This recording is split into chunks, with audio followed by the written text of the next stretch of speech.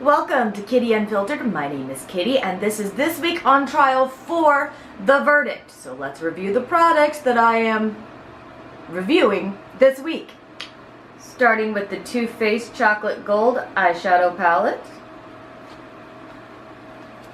Lancome's La Base Pro Perfecting Makeup Primer Smoothing Effect Oil Free. Benefit's Dr. Feelgood A Velvety Complexion Balm. Lancome's Teint Idole Foundation. Chanel's Soleil Tan de Chanel Bronze Universal. Tarte's Amazonian Clay 12-Hour Blush and Exposed. Anastasia Beverly Hills Brow Primer. Benefit's Precisely My Brow Pencil in 3.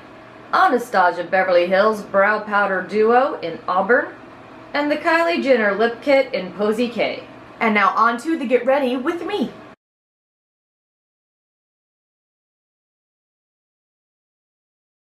Okay, so all of the products on trial are on my face, plus some other stuff, obviously.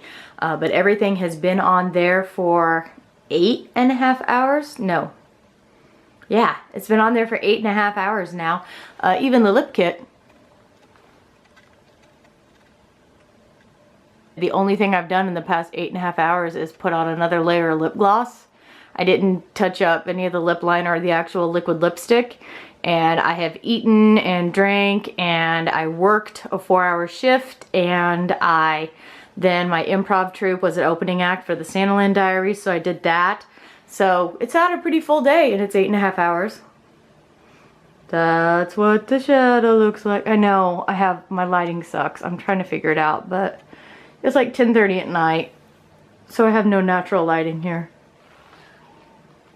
And no overhead lighting. But yeah, so that's what 8.5 hours, that's what everything looks like. I think it's doing pretty good.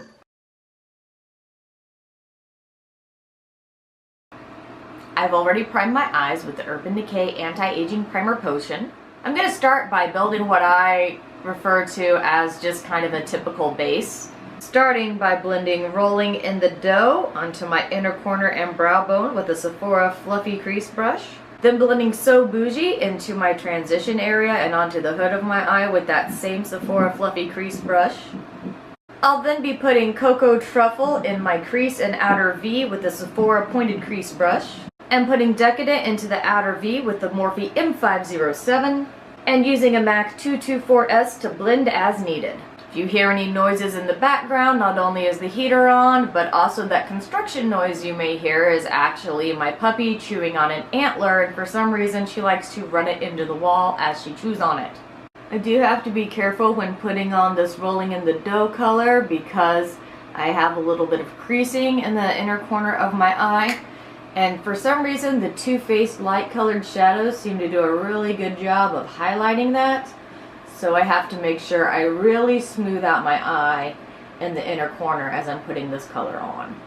So Bougie is a great base color for me because it has just enough color to give some shadow to that hooded area of my eye to make it sink back a little, but not so much color that it distracts from the beautiful metallics in this palette. It's kind of just enough pigment to give me some shape. Cocoa Truffle is just a basic rich chocolate brown. Great for adding definition. Now we get a little into the danger zone. Decadent is very decadent, and a little teeny tiny bit of this goes a very long way. However, it does smoke out and blend out beautifully. Then putting Living Lavish on the outer 2/3 of the lid with the Sephora Blending Shadow Brush. And dripping diamonds on the inner third with a crown brush, no description. I'm not really using the concealer to, let's say, cut the crease per se, but more just to give a nice base for the shimmer colors to stick to. As you might expect, I did have some issue with fallout when I first started using these shadows, but since I always do my eyeshadow first, that wasn't that big of a deal. And either the concealer as a tacky base helps with the fallout, or it's just over the past several days of using this palette and practicing, I've gotten a bit better.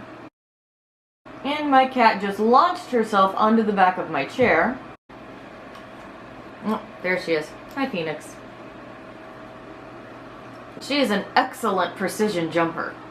I swear she could jump through a keyhole if she needed to. She has jumped through the rails on the back of the kitchen chair before. So that completes the first phase of my getting ready. I usually take a little break after I do the upper eyeshadow to clean up my face, play with the cat, clean up my workspace, and then I usually put on a little extra under eye cream because I tend to clear a little bit of that off while I'm cleaning up and kind of getting a sharper line out here. So I always take a minute at this point in my routine to kind of clean up, refresh, reset, and then I'll be back to do the face. Now back to move on to the face, starting with the Benefit Dr. Feel Good and putting that under my eyes to hopefully kind of blur over the fine lines there and to keep my concealer from creasing too much. Far too much to hope that anything will keep it from creasing completely. Next, the Lancome Le Base Pro. You need the absolute tiniest amount of this. A little bit goes a long way, especially if you do good skin prep. Then the Lancome Tintadol Foundation. Today I'm using shade 260. These little samples will last forever. I'm using Tarte Shape Tape Concealer in the shade Light. I always take a little bit and kind of run it around the edge of my nose and my marionette lines, and then smooth out the rest. Next, for Chanel's Soletan de Chanel Bronze Universal Bronzing Makeup Mix. Putting that on with a Real Techniques buffing brush. And now to set everything in place with a light layer of the Becca Hydra Mist Set and Refresh Powder. For this particular powder, I prefer to stamp it on and then go back and buff it out, since it does go on kind of damp at the beginning. For contour, bronzer, and highlight, I am using the Smashbox Matte Contour Bronzer and Highlight.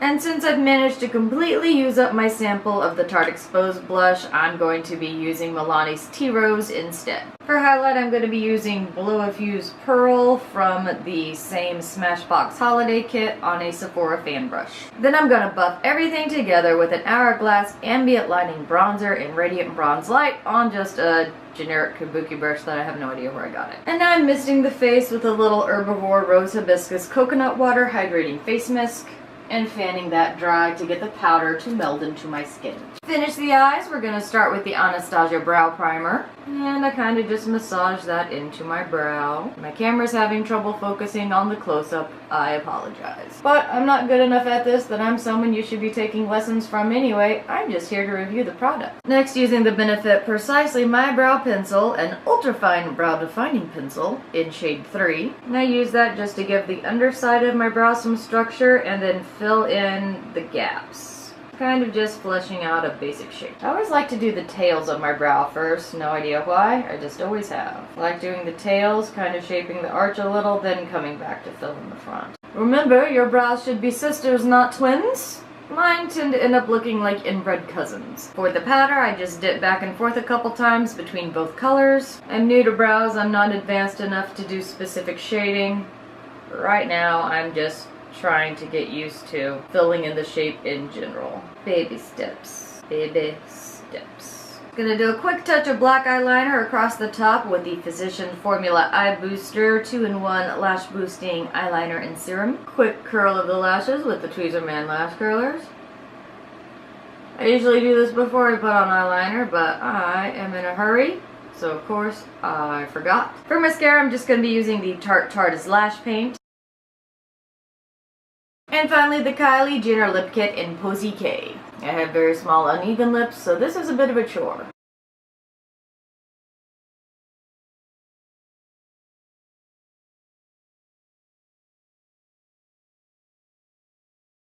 And then finally, I'm topping that with a MAC Dazzle Glass in Sugar Rib. And that's the finished look. Now I'm off to work, and then I will be back in several hours to do my final review. That way you can get another good look at an all-day wear test. And we're back. It's been 8 hours. I've worked, I've run my little tuchus off, I've eaten greasy food, and I've drank. So let's see how everything held up. Oh, there's a puppy trying to get on my lap. Hello, baby. Here's my baby woolly mammoth. I love her. Yes, she's going to go in this weekend and get trimmed, aren't you? Yes, you are. You're starting to get a little matted. You're so fluffy. Yes, sweet. And now the cat's behind me. This is what I have to deal with. Hi. Hi, Phoenix. How are you? So here's Phoenix and Trinket making their together debut. This is my life. Okay, now that the pet situation is semi-taken care of, let's get into looking at the face. Starting with the Too Faced Chocolate Gold Metallic Matte Eyeshadow Palette, made with 100% natural cocoa powder and real gold.